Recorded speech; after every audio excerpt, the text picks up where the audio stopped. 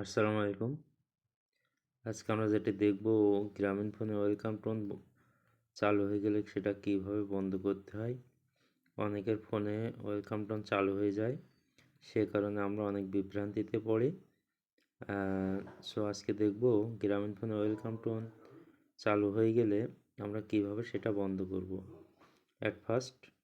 প্রথমে আমরা মোবাইলে ডায়াল প্যাডে যায় *2400 *2400 ডায়াল করে গ্রামীণ গ্রামীণ সিমে ডায়াল করব। ডায়াল করার পরে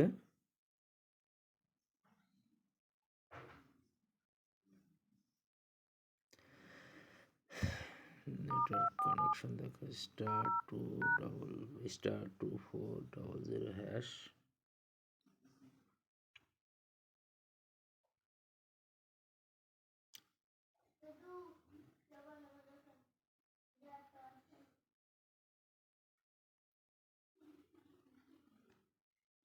নেটের সমস্যা হচ্ছে, অথবা *2400# দিলে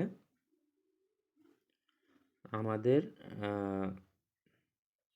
স্টপ অপশন একটা অপশন আসবে। স্টপ অপশন দিয়ে